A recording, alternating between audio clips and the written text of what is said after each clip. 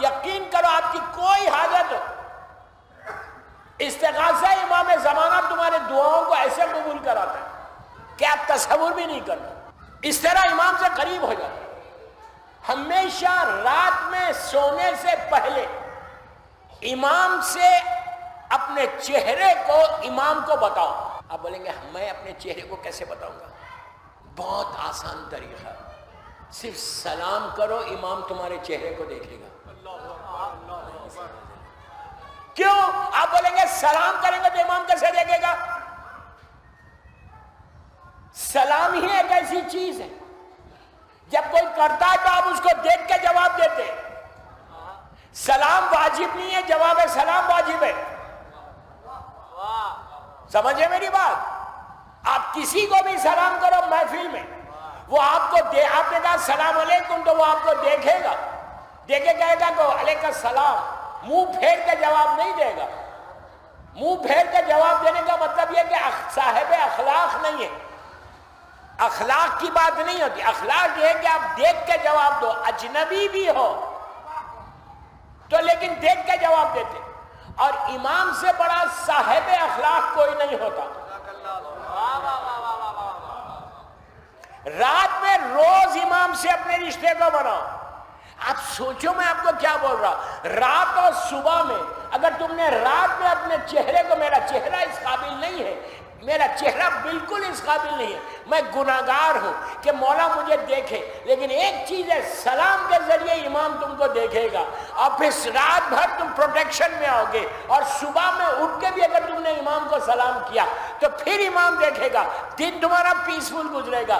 دو سلاموں کے بیچ میں اپنے دن اور رات کو گزارو کہ امام دیکھے مجھے، یہ خواہش ہونا تم کو، دل میں یہ تمنا ہونا کہ امام دیکھنا۔ اسی لیے آپ دیکھو سلام ہر جگہ رکھا گیا، یہاں تک کہ قبرستان میں جب آپ جاتے ہیں، سیمیٹری اور گریو یارڈز میں جب جاتے ہیں، جہاں سناٹا ہے، خاموشی ہے، کوئی سننے والا نہیں ہے، کوئی بولنے والا نہیں ہے، اتنی تنہائی ہے، آپ قبرستانوں میں جا کے دیکھو کتنی تنہائی ہے، کوئی پوچھنے والا نہیں ہے، لیکن حکم یہ ہے کہ قبرستان بھی جاؤ تو پہلے سلام کرو، اسی لیے کہ یہ مردہ نہیں ہے، یہ زندہ ہے جو جواب دیں گے۔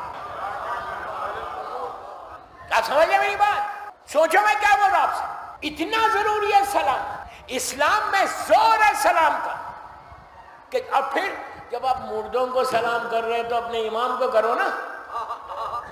کیا بول رہا میں؟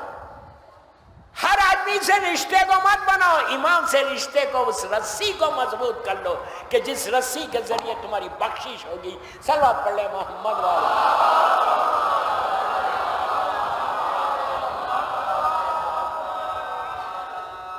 استغاثہ امام زمانہ گوہر یگانہ کتاب کے اندر موجود ہے، اور یا حجت القائم، زیارت اہل یاسین بھی، یہ سب آپ کو شعبان میں کرنا ہے، اینڈ آف شعبان تک، یا یہ رمضان کی 21 تاریخ تک کرنا ہے، 20-21 دن، اس لیے کہ رمضان میں تو سب چیزیں چھوٹ جاتی، انڈین مووی بھی چھوٹ جاتی، گانے بھی چھوٹ جاتے ہیں۔ مجھے نہیں مانا، آپ لوگ تو دیکھتے بھی نہیں ہوں گے، میں ایک جنرل میسیج دے رہا ہوں کہ رمضان میں تو سب گانے وانے چھوٹ جاتے ہیں، موویز چھوٹ جاتی، جتنا ہو سکے تو رمضان، شعبان رمضان کا پریپریشن ہے، تیاری ہے، شعبان میں تیار ہو جاؤ کہ رمضان کو تم حاصل کر سکو۔ نہیں سمجھ رہے، رمضان کو ہم ایزی لے رہے ہیں، رمضان صبح سے شام تک کے فاقے کا نام نہیں ہے، رمضان تقوی کو حاصل کرنے کا نام۔ صبح سے شام افطار پارٹیز میں جانے کا رمضان کا مطلب رمضان نہیں ہے۔ افطار پارٹیز میں ضرور جاؤ، خود بیٹھ کے دسترخوان پہ ہزاروں نعمتیں افطار پہ کھانے سے کوئی حاصل نہیں ہے۔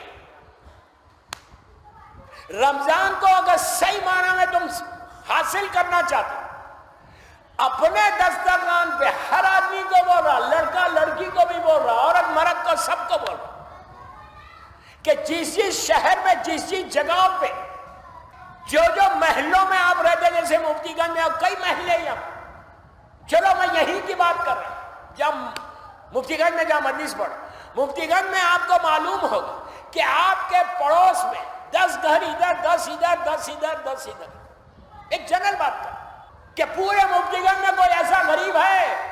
کتنے یتیموں کو تم جانتے ہو؟ کتنی بیواؤں کو تم جانتے ہو؟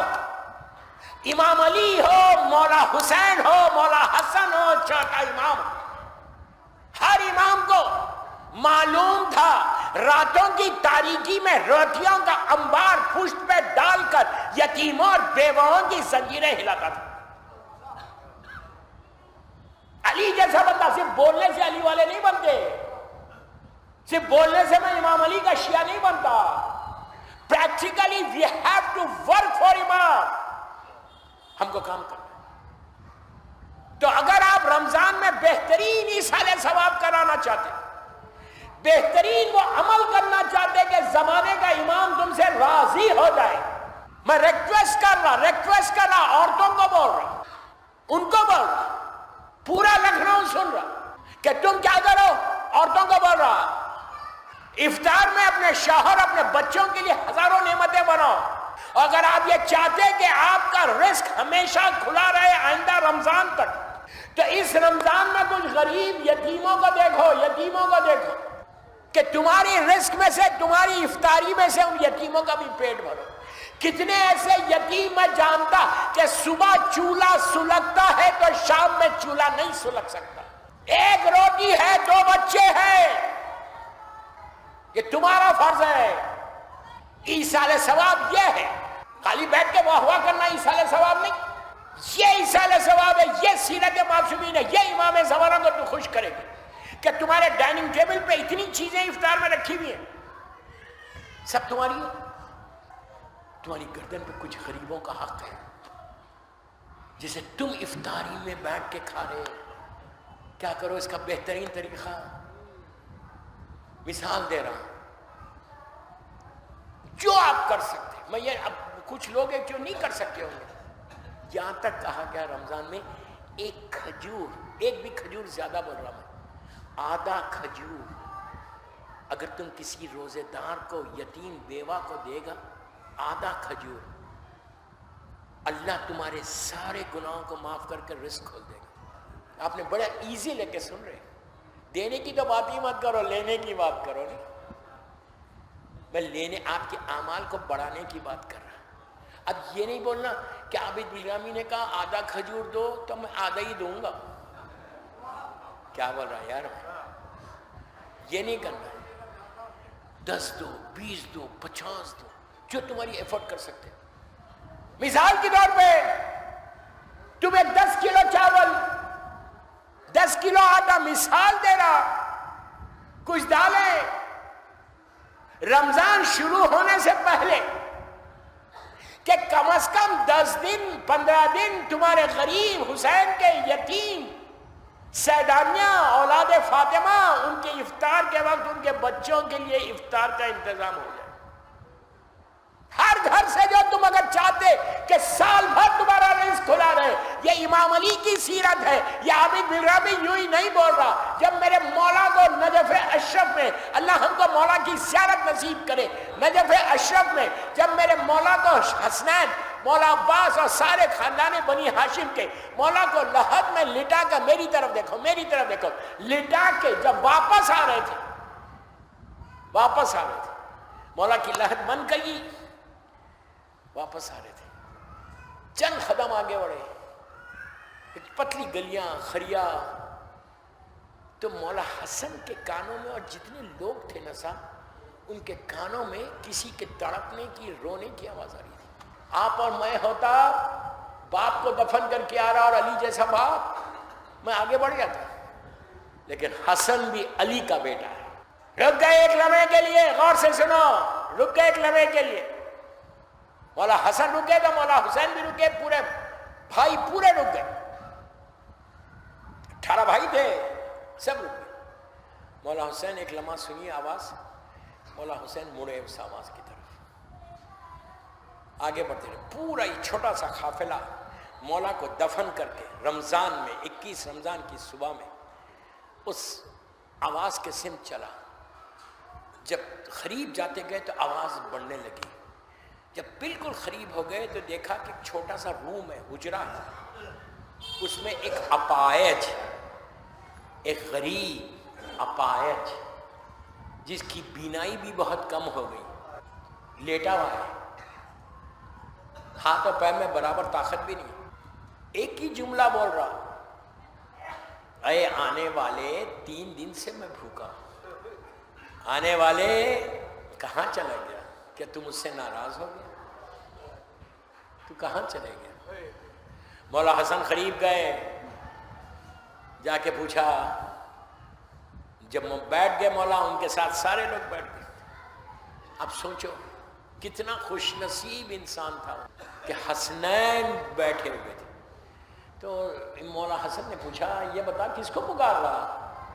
تو اس نے کہا کہ ایک اللہ کا بندہ تھا جو روز مجھے آ کے روٹی دیتا تھا، کھلاتا تھا، پانی پلاتا تھا، اور وہ میرا خیال رکھتا تھا۔ تو مولا حسن نے کہا، تو نے کبھی نام پوچھا؟ اس نے کہا، جب بھی میں نام پوچھتا وہ کہتا کہ تجھے نام سے کیا مطلب ہے، میں بھی اللہ کا ایک بندہ ہوں، روز میرا خیال رکھتا۔ عزیزو، اس کے بعد امام حسن نے کہا کہ بھائی تیری کوئی نشانی، اس کی کوئی نشانی ہے کہ جس سے میں پہچان سکوں؟ وہ ایک لمحہ رکا، رک کے کہا کہ اللہ کے بندے تیری آواز اس کی آواز سے بہت ملتی ہے۔ آسانی سے سن لیا۔ یہ کون کر رہا؟ کائنات کا مالک، زمین اور آسمان کا مالک ہے علی، جس کی محبت ایمان ہے، جن سے بغض کفر و نفاق۔ وہ علی کا کردار یہ ہے، وہی تو بات بتا رہا کرو، ایصال ثواب اس سے زیادہ نہیں ہے۔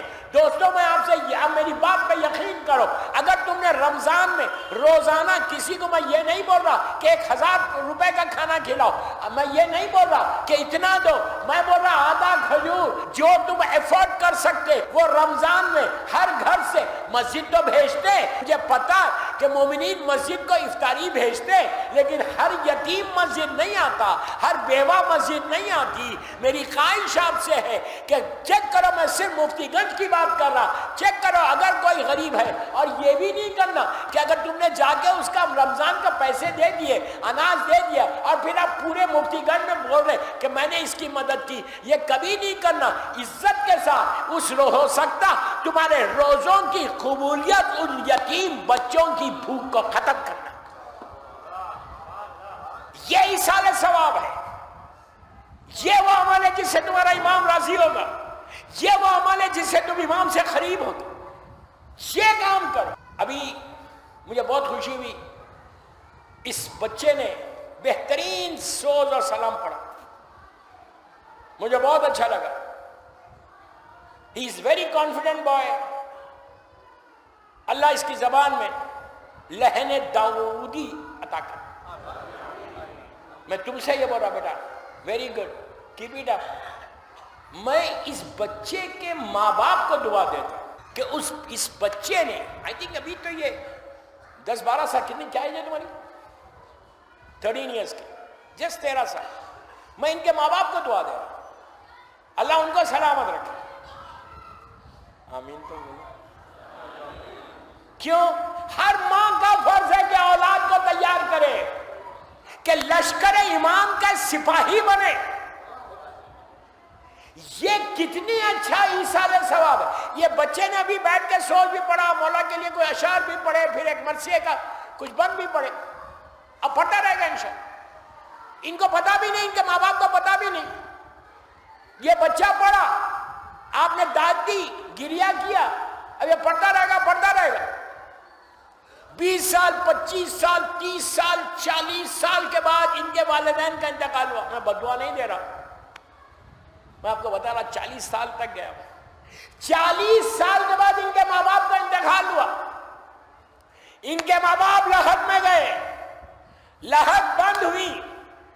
جو بہترین انویسٹمنٹ کیا اس بچے کے ذریعے، یہ ساری مجالس کا ثواب جو اس بچے نے پڑھی، جو آنسو نکلے، جو لوگوں نے اس مولا کی محبت میں خوش ہوئے، وہ ساری خوشی ماں باپ کو ملے گی، اس لیے کہ ماں اور باپ نے تیار کیا۔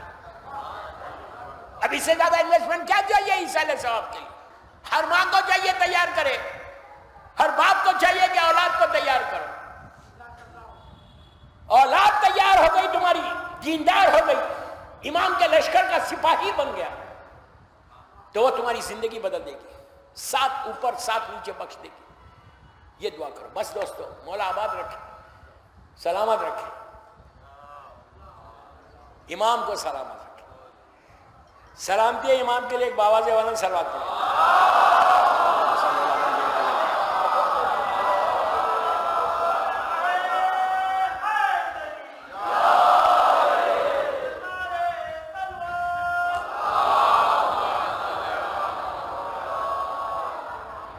جو باتیں میں نے کی ایک نے بھی عمل کر لیا تو میری آج کی مجلس کامیاب ہوگی. 21 رمضان تک یہ عمل کرنا جو میں نے دیا، واجبات کے ساتھ کرنا، واجبات کو چھوڑ کے یہ عمل نہیں